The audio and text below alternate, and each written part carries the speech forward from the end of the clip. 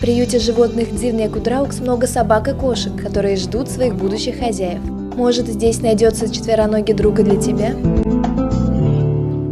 Этот пушистый комочек по кличке Негра был найден привязанным к дереву в Парке Победы.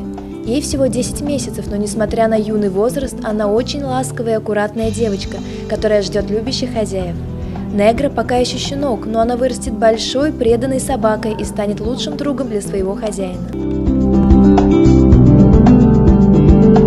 Если ты готов приобрести настоящего друга, отправляйся в приют для животных Дзивный Акудраугс.